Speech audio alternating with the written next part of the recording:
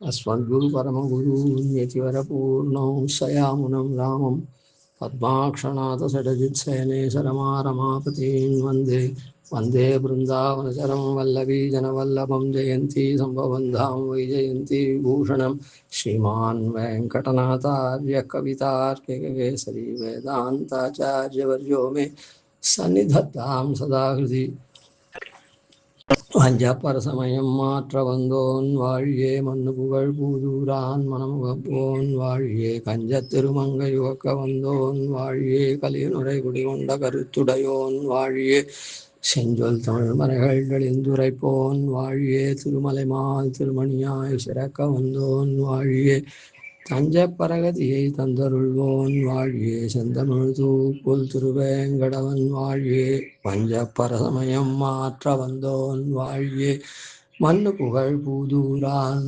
மனமுகப்போன் வாழியே. இந்த ரெண்டு பெருமைக்கும் ஒரே இலக்கணமாக திகழக்கூடிய சுவாமி தேசிகனுடைய புகழ அவர் தம்முடைய பரமத பங்க கிரந்தத்திலேருந்து அதுலேயும் அந்த அதிகாரங்களுடைய ஆத்தியந்த பாசுரங்கள்னால அனுபவிச்சுட்டு வரோம். ரொம்ப பரிமிதமாக நம்முடைய சக்திக்கு அனுகுணமாக அதில் பரமதெல்லாம் ஸ்வமதத்தை பற்றி சொல்லியாச்சு.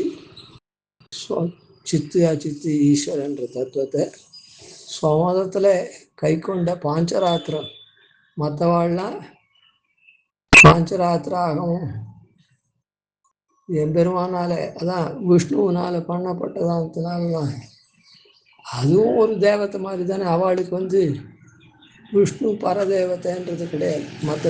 மற்ற மதக்காரர்களுக்கெல்லாம் மற்ற தெய்வங்கள் போல அவரும் ஒரு தெய்வம்.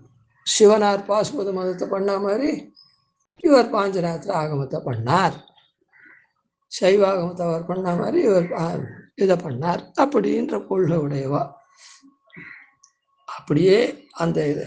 அதனால எப்படி சைவாகமம் பாசுபத மதம் நிரசனம் பண்ணிருக்காரோ சூத்திரக்காரர், அதே போல சூத்திரக்காரர் பிரம்மசூத்திரத்தில் பாஞ்சராத்திரத்தையும் கண்டிச்சிருக்கார், நிரசனம் பண்ணிருக்கார். அப்படி அவளுடைய கொள்கை.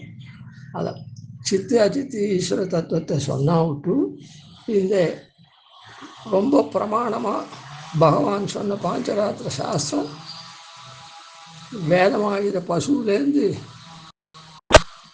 க்ஷீரஸ்தானம் சாரமாக இருக்கிற க்ஷீரம் போல அதை எடுத்து பாஞ்சராத்திரமாக கொடுத்துருக்கான் அப்படின்னு. அதனால் பாஞ்சராத்திரம் மொத்தம் பாதேயம் அப்படின்றதும், அதுக்கப்புறம் இதரர்கள் சொல்கிற உபாயமெல்லாம் உபாயமே இல்லை,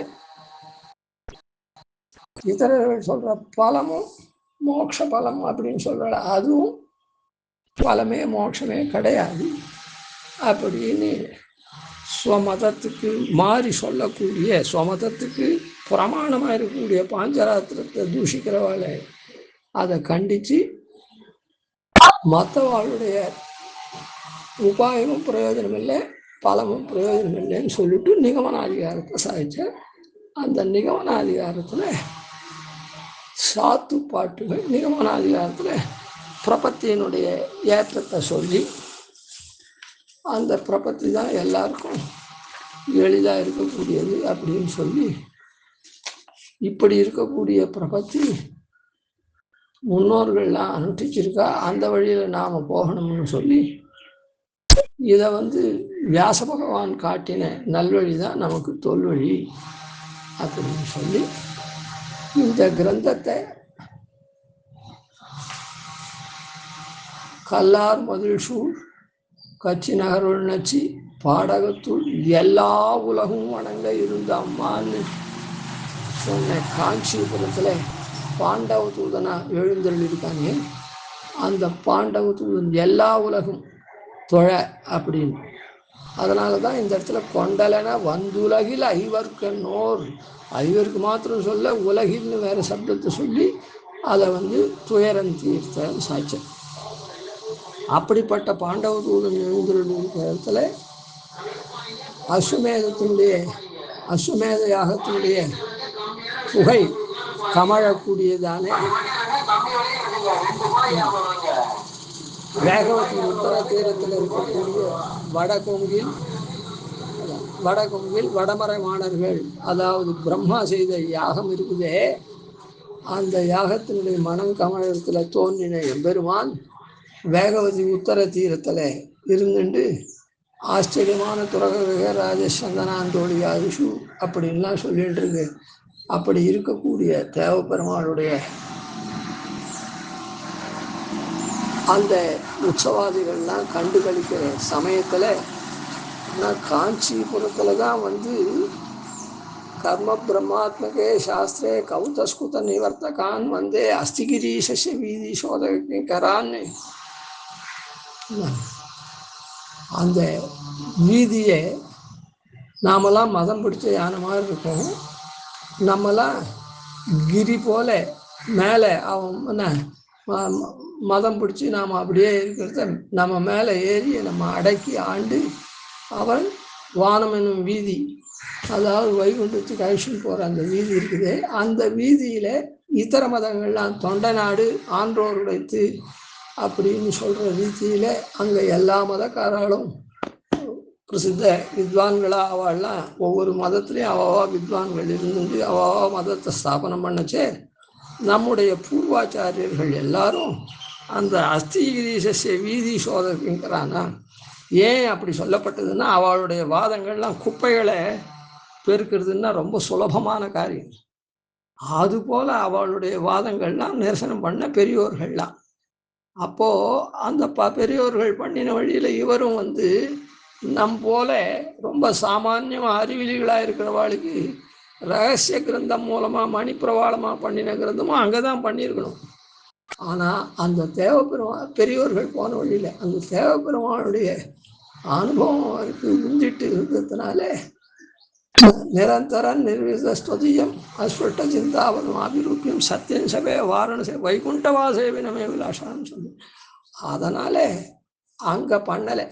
அந்த பாண்டவ தூதன் உலகக்கெல்லாம் இதுவாக இருந்தானே, அந்த பாண்டவ தூதன் பக்கத்தில் இந்த மாதிரி அஸ்வமேத யாகத்தில் தோன்றி அந்த பிரம்மா பாரிச்சபடிக்கு ஆன பரித்தேரின் மேல் அழகர் வந்தார்னு வையங்கண்ட வைசாக உற்சவம்லாம் கண்டருளி இப்படிலாம் உற்சவம் கண்டருள் அந்த எம்பெருமானுடைய அனுகிரகத்தில் திளைச்சுன்றதுனால, அனுபவத்தில் திளைச்சுன்றதுனால பெரியோர்கள் பூர்வர்கள்லாம் பண்ணின பரமத நிரசனத்தை நான் அந்த ஊரில் பண்ணலை.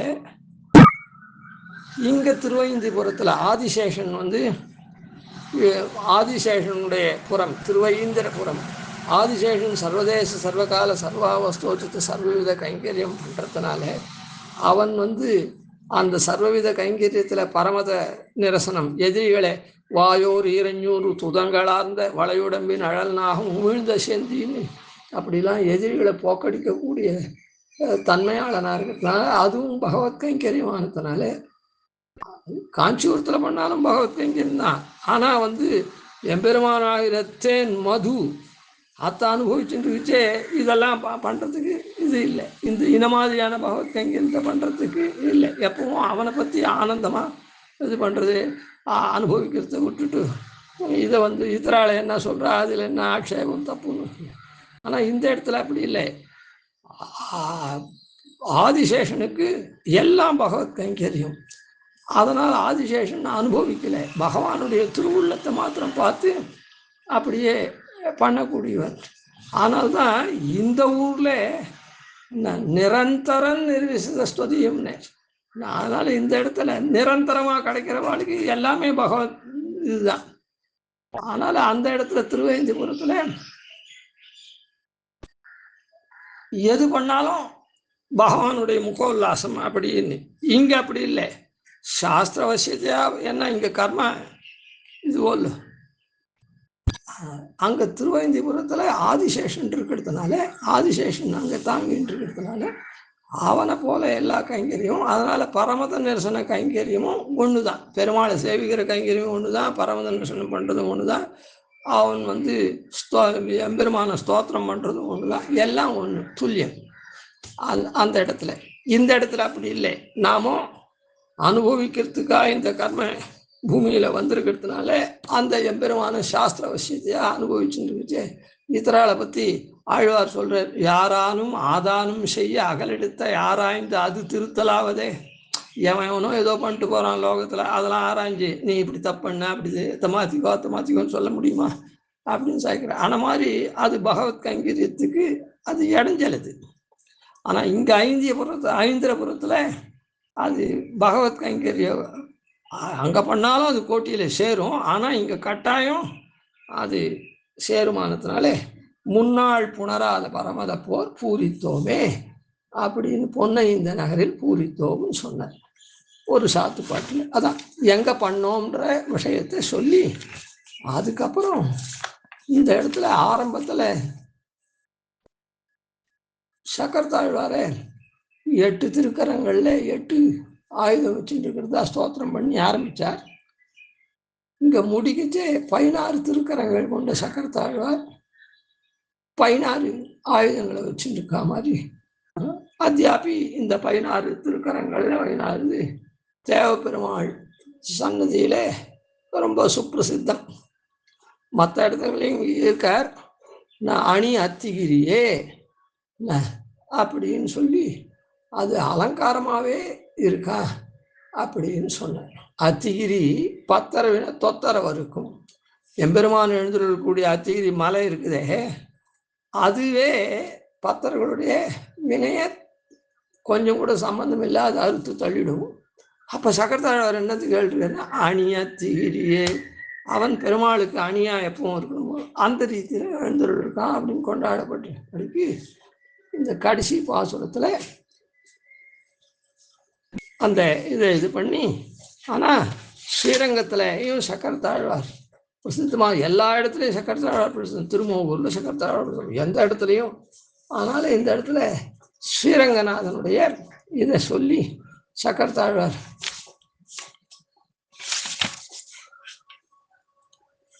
ஸ்ரீரங்கநாதனுடைய தேசு அப்படின்னு சொல்லக்கூடிய சக்கரத்தாழ்வாரை ஸ்தோத்திரம் பண்ற. அதனால இது காஞ்சிபுரத்துல இது பண்ணல, திருவேந்திபுரத்துல பண்ணேன் அப்படின்னு கூட ரங்கநாதன் இடத்துல அந்த சக்கரத்தாழ்வாருடைய பெருமை சொல்றேன். இதுல இப்பவே ஒரு முன்னுரை மாதிரி ஒன்று சொல்லி வைக்கிறேன். முன்ன 8 ஆயுதங்கள் கொண்ட சக்கரத்தாழ்வார ஸ்தோத்திரம் பண்ணார். இங்க 16 ஆயுதங்கள் கொண்ட சக்கரத்தாழ்வார ஸ்தோத்திரம் பண்ற.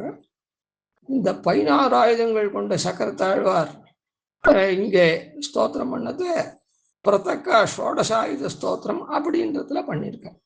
சரி, இப்போ இங்க ஏன் 8 ஆயுதமும் 16 ஆயுதமும் சொன்னார் அப்படின்னா, முதல்ல நம்முடைய சித்தாந்தத்தை பாஷ்யக்காரருடைய சித்தாந்தத்தை காண்பிக்கிறதுக்கு 8 ஆயுதங்களை கொண்டு நமக்கு சித்தாந்தத்தை காண்பிச்சார். அதாவது முதல்ல 4 அதிகாரம் பின்னால 4 அதிகாரம் பண்ணாரல்ல, அதுலாம் நம்ம சித்தாந்த விஷயம். நடுவுல 16 அதிகாரம் பண்ணது இதர மத நிரசன விஷயம். அந்த இதர மத நிரசனம் பண்ணி அவர்களே தானே வஞ்சப்பர சமயம் மாற்ற வந்தோன்னு அவர்களே தானே அவர்களை கூட மாற்றினாரல்ல. நாமும் அந்த மதத்துல மயங்கி விழாதபடி நம்மையும் தடுத்து அந்த மதக்காராலையும் மாற்றி அருளினாரல்ல. அதனால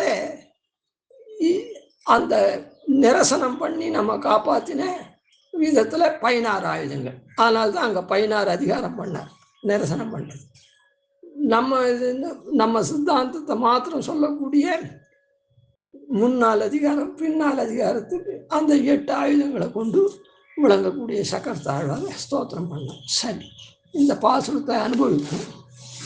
திகிரி மழு உயர் குந்தம் தண்டு அங்குஷம் ஒரு சிதறி சதமுக வங்கி வாழ் வேல் அமர்ந்ததும் தெழிபணில சிலை கண்ணி ஸ்ரீரங்க செவ்விடி செழிய கதை முசலம் திசூலம் திகழ்ந்ததும் அகில உலகுகள்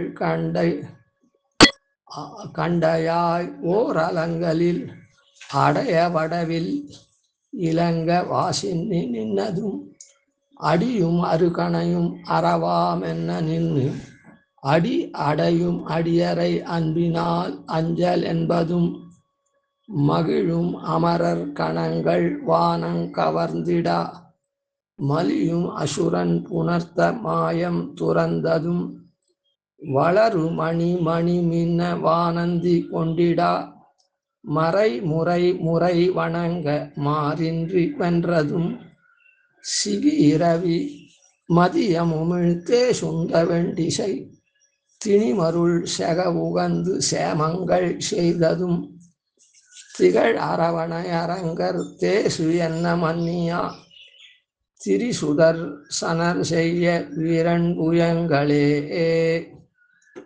இந்த பாசுரத்துக்கு அர்த்தத்தை நேர பார்த்துருவோம், அப்புறம் விசேஷ அர்த்தத்தை அங்கங்கே அனுபவம். திகிரி, திகிரின்னா சக்கரம். சக்கரத்தாழ்வார் கையில் சுதர்சனாழ்வார் சக்கரத்தாழ்வார் இருக்காரு, அவர் ஒரு ஆயுதம் வச்சுருக்கார், அது சக்கரம்னு ஒரு ஆயுதம் வச்சுருக்கார்.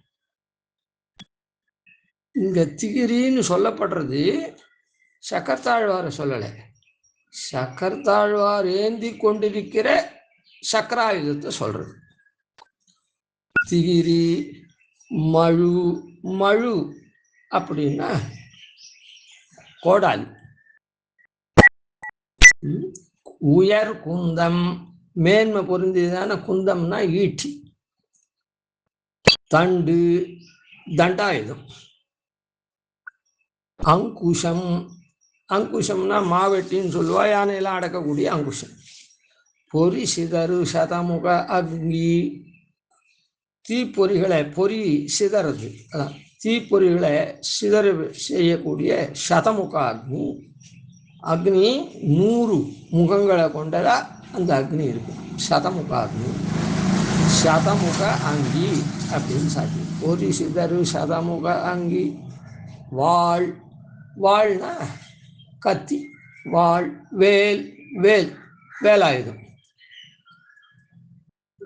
அமர்ந்ததும், அப்படி இந்த ஆயுதங்கள்லாம் பொருந்திய இடமா சக்கரத்தாழ்வார். அதாவது இந்த ஆயுதங்களை சக்கரத்தாழ்வார் ஏந்தின்னு இருக்காருன்னு அர்த்தம். இந்த ஆயுதங்கள்லாம் பொருந்தி இருக்கக்கூடிய இடமா சக்கரத்தாழ்வார் விளங்குறார். வாழ்வேல் அமர்ந்ததும். தெழி பணிலம், ஒலிக்கக்கூடிய சங்கு. சிலை, சிலைனா வில். கண்ணி, கண்ணின்னா பாசம், பாசம்னா பாசக்கயிறு அனுமானம். ஸ்ரீரங்கம், ஸ்ரீரங்கம் அப்படின்னு சொன்னா கலப்பை. அதாவது பலராமன் வச்சுருக்காரு, பலராமன் வச்சுருக்காரு, அந்த மாதிரி கலப்பை. செவ்விடி, செவ்விடி அப்படின்றது சிறந்த வஜ்ராயுதம். செழிய கதை, அப்புறம் செழுமை உள்ளதான கதாயுதம். முசலம், முசலம்னா உலக்க. திசூலம், திரிசூலம். இப்படி இந்த ஒரு 8 ஆயுதங்கள் திகழ்ந்ததும். அதாவது சக்கரத்தை இங்க திகழ்றதுன்னா பிரகாசிக்கிறதுன்னு அர்த்தம். அங்க 8 ஆயுதங்கள் அமர்ந்ததுன்னு சொன்னார், இங்க 8 ஆயுதங்கள் பிரகாசிக்கிறதுன்னு சொன்னார். மொத்தத்தில் 16 ஆயுதத்தை ஏந்தின்றிருக்கார் அப்படின்னு. அகில உலகுகள் சர்வலோகங்களும் ஓர் அலங்களில் ஒரு மாலையில, ஒரு மாலையில பல புஷ்பங்கள் கட்டுறாளோ மாறி மாறி, அதை போல எல்லா உலகங்களும் ஒரு மாலையில கண்டையாய் மணிகளா. மலர் மாலை, மணி மாலை இருக்குதோ இல்லை, முத்து மாலை, மணி மாலை, அப்படி நவரத்ன மாலைன்னு சொல்றோம்ல, ஆன மாதிரி இந்த எல்லா உலகங்களும் ஒரு மாலையில மணிகளாய் அடைய முழுவதும். அடைவில் தாறுமாறா இல்லை, வரிசையா இருக்கு. அடைவில்னா அடைவே வரிசையாக. இலங்க பிரகாசிக்கும்படி. மணியெல்லாம் கோத்தா வரிசையில கோத்தாதான் அது எது, அது பார்க்கறதுக்கு ஆச்சரியமா இருக்கும். ஆன மாதிரி இந்த அகில உலகங்களும் ஒரு மாலையில மணிகளா முழுதும் வரிசையா பிரகாசிக்கும்படி ஆசு இன்றி நின்றதும். அதான் இந்த மணிகள்லாம் கோத்து இருக்கிறதுனால உலகங்கள்லாம் மணி மாலையா அவர் திருமேனியில் இருக்கிறதுனால அதெல்லாம் குற்றம் இல்லாத. ஆசுன்னா குற்றம்னு அர்த்தம். ஆசு இன்றி நின்றதும் அப்படி நிற்கக்கூடிய இந்த மணிமாலையை சாத்தின்னு இருக்கக்கூடிய சுதர்சன ஆழ்வான் அர்த்தம். அடியும் அருகணையும் ஆம், அடியும் அருகணையும் அறவாம் என்ன நின்று நின்ற. அடியும் அருகணையும், அடின்னா திருவடி நிலை பாதுகை, அதாவது திருவடியை சொல்றது. அந்த அந்த திருவடியினுடைய அடியில் இருக்கக்கூடிய பாதுகையை இங்க அடியும் அருகணையும். அருகணையும்னா தலாணி மெத்த மாதிரி, அதாவது பக்கத்துல சாய்ந்து கொள்ளக்கூடியது. அதாவது சென்னால் குடையாம் இருந்தால் சிங்காசனமாம் நின்னால் மரவடியாம் இருக்கொள்ள. அதனாலே ஆதிசேஷன் பிரதானமா ஒரு 2 சொல்லியிருக்கு. அடியும் திருவடியில பாதுகையா இருக்குது, அறவாம் இருந்தால் சிங்காசனமாம் அப்படின்னு அந்த இடத்துல இருக்கோ. அதனால பக்கத்துல சாய்ந்து கொள்ளக்கூடியத, பக்கத்துல சாய்ந்து கொள்ளக்கூடிய அணையாவும் இருக்கு. அறவு என்ன நின்று, ஆதிசேஷன் போல கைங்கரியத்துல ஈடுபட்டவர் என்னும்படி பெருமாள் எல்லா நித்திய சூரியோடுமே எல்லாம் இங்கேருந்து போற முக்தர் நித்திய அங்கேயே இருக்கக்கூடிய நித்தியர் எல்லாருமே எல்லா கைங்கரியத்தையும் பெறக்கூடிய தகுதி உண்டு, அனுஷ்டிக்கக்கூடிய தகுதி உண்டு பெருமாளுடைய திருவுள்ளத்தை பார்த்து அப்படியே. அதனால அதனால்தான் சர்வதேச சர்வகால சர்வ அவஸ்தை உச்சித சர்வவித கைங்கரியம். அதனால இந்த சக்கரத்தாழ்வாரும் அந்த ஆதிசேஷனை போல அரவு போல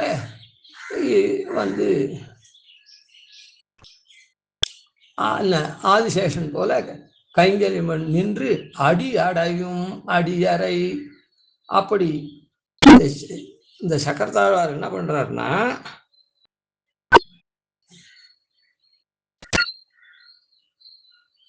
பெருமாள் பக்கத்துல இந்த ஆதிசேஷன் போல விளங்குற பாதுகையாகும் அதுவாகும்.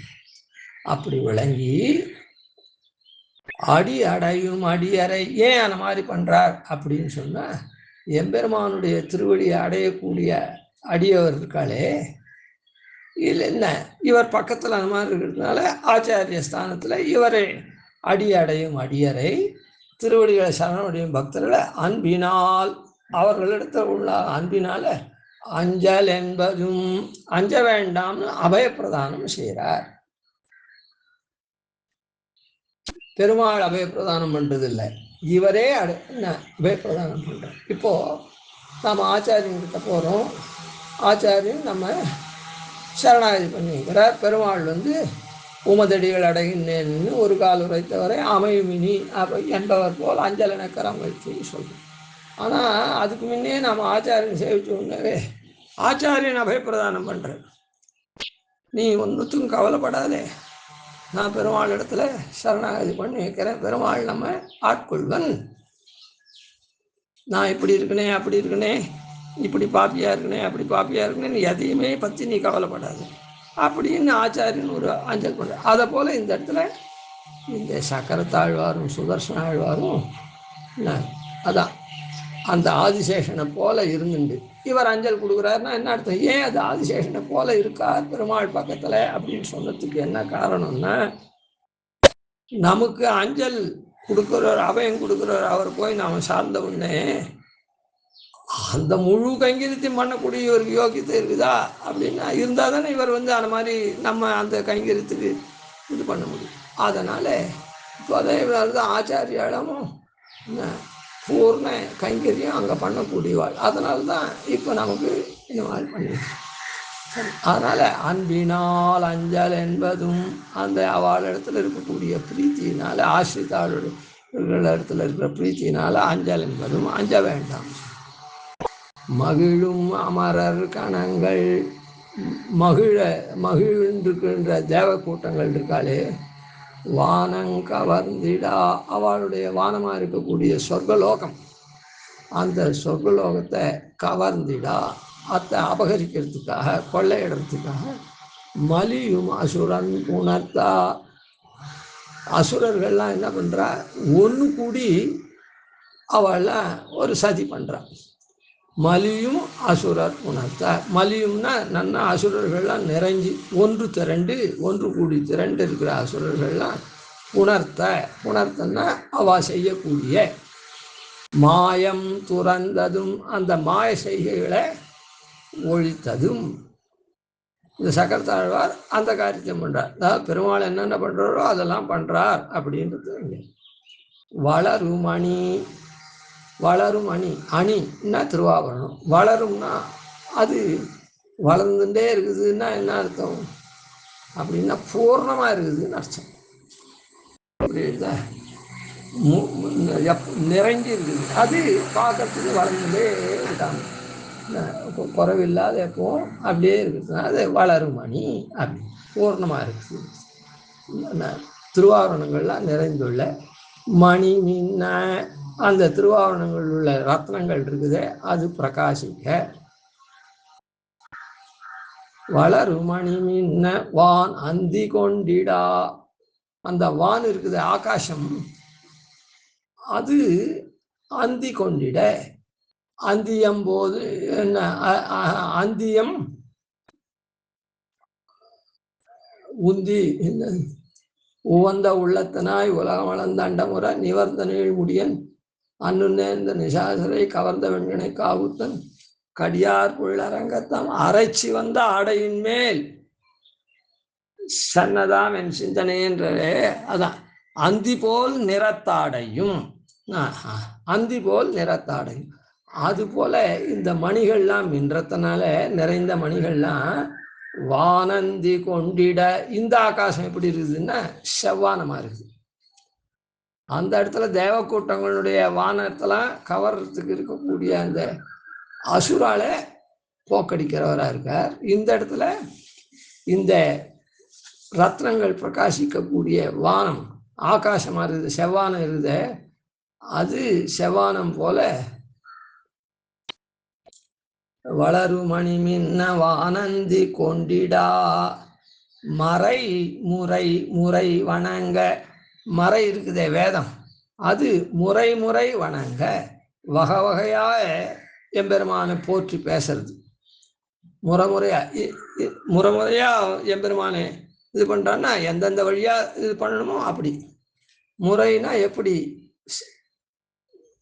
ஏற்பட்டதோ அப்படி முறை முறை வகை வகையாக போற்றி வணங்கிறது. அதாவது ஏன்னா அந்தி போல் நிறத்தாடையும் அதன் மேல் அயனை படைத்ததோழில் உந்தி மேல் அதனோ அடியேன் உள்ளத்தின் உயிரே அப்படின்னு சொல்ற. அதனால இந்த அந்தி போல் நிறத்தாடை இருக்குதே, அதான் அந்த அந்திவானம் இருக்குதே, அது என்ன காண்பிக்கிறது? வேதத்தை, எம்பெருமானுடைய வீரத்தை, அது எல்லாம் காண்பிக்கிறது. அப்படின்னா அவனுடைய பெருமையை வரிசலா வேதம் தான் புகழ். அதனால முறை முறை வணங்க,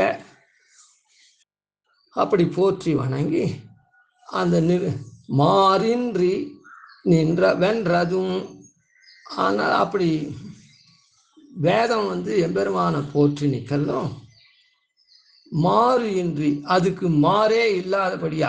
இத்தர மதங்கள்லாம் இருக்குதே, ஆன மாதிரிலாம் இல்லாதபடி மாறு இன்றி, அதாவது பகவர் மீது என்ன இல்லாதபடி வென்றதும் ஜெயித்ததால். ஏன்னா இத்தர மத நிரசனம் பண்றது, வேதத்துக்கு புறம்பா அர்த்தம் சொல்லி திரியிறாள், அதெல்லாம் வென்றது அப்படின்னு. சிகி இரவி மதியமுமிழ் தேசுந்த எண்டிசை. சிகி அப்படின்னா அங்க கூட சொல்லிட்டு பாருங்க, அங்க சிக்கின்னு சொல்லலை, சரி சிதறு சதமுக அக்னின்னு சொல்லிச்சு. இங்க சிக்கின்னா அக்னின்னு அர்த்தம். சிக்கி சிக்கி இரவி, இரவின்னா சூரியன், மதியம் அப்படின்னா சந்திரன். அதனால அக்னி சூரியன் சந்திரனை உமிழ் அப்படியே கக்கக்கூடியதான தேஜஸ். சிகி இரவி மதியம் உமிழ் தேசு உந்த என் டிசை, அந்த மூன்று தேஜஸுக்களுடைய இதை தேசுந்த, அந்த தேஜஸை வீசுகின்ற எண் திசை. அதான் உந்தன்னா அப்படி பண்ணுவதால், வீசுவதால் அர்த்தம். அந்த தேஜஸ்லாம் அப்படி வெளியில வரத்தனால, இந்த 3 தேஜஸையும் உமிழறதுனால அது என்ன பண்றது, அப்படியே பரவுறது. எண் திசை திணி மருள் செக உகந்து, 8 திசையிலும் அப்படியே அடர்த்தியா இருக்கக்கூடிய இருள் இருக்குதே, அந்த இருள்லாம் செக உகந்து ஒழியும்படி செய்யறது. சேமங்கள் செய்ததும் அல்ல, அப்படி ஒழியும்பட சங்கல்பிச்சுட்டு சேமங்கள் செய்ததும், உலகத்துக்கு க்ஷேமத்தை செய்யக்கூடிய சுதர்சனராக இருக்கார். இப்படிப்பட்டவர் யாரு அப்படின்னா, இது மாதிரி காரியங்கள்லாம் பண்றாரு. திகழ் அரவு அணையரங்கர், பிரகாசிக்கக்கூடிய ஆதிதேசனை படுக்கையா வச்சுருக்க ஸ்ரீரங்கநாதன் இருக்காரு. திகழ் அரவு அணை அரங்கர் தே சென்ன மன்னியா, அவருடைய தேஜஸே ஸ்திரமா இருக்குது அப்படின்னு சொல்லும்படியான திரிசுதர் சனர், அதாவது திரின்னா சுழல்கின்ற திருவாழ்வானுடைய செய்ய ஈரண்புயங்களே, சிவந்ததானே செழுமையான ஆர்ஜவமான எண்புயங்களே 2 8 16 திருக்கைகளாம் அப்படின்னு சொல்றேன். அதனால இப்போ திருவரங்கனுடைய சோதியே வடிவெடுத்ததாக கூறும்படி உள்ள திருவாழியாழ்வான் 14 திருக்கைகளில் மாலையில் மணி போல உலகம் மொத்தம் அங்கே அடங்கி இருக்குது. அந்த திருக்கைகள் திருவாழியாழ்வானை போல பகவத் கைங்கரியத்தை சரணமடைகிற பாகவதர்களுக்கு கருணையோடு அபயப்பிரதானம் பண்ணுறது, தேவர்களை செல்வத்தை கொள்ள அடிக்கக்கூடிய அந்த அசுர கூட்டங்களை ஒழிக்கிறது, வேதத்துக்கு புறம்பாக இருக்கக்கூடிய மற்ற பகவர்களையும் அழிக்கிறது, தன்னுடைய தேஜஸினால உலகத்தினுடைய அஜ்ஞானத்தை போக்கி மோட்சத்தை கொடுக்கிறது. இப்படிப்பட்ட சகர்த்தாழ்வார் அப்படின்னு இந்த இடத்துல ஸ்தோத்திரம் பண்ணுறோம். மற்றதெல்லாம் அடுத்த இதில் பார்க்கலாம். கவிதார்க்கிக சிம்ஹாய கல்யாண ஸ்ரீமதே வெங்கடேஷாய வேதாந்தோலவே நமः. ஆதிவன்ஷடோபாதி நிதிவர்யான் பஜன் ஸ்ரீரங்கபுருஷ தேசான பதாஸ்ரீ ஸ்ரீவத்சம்ஸ்திரகம் வந்தே ஸ்ரீகிருஷ்ணதேசிகம்.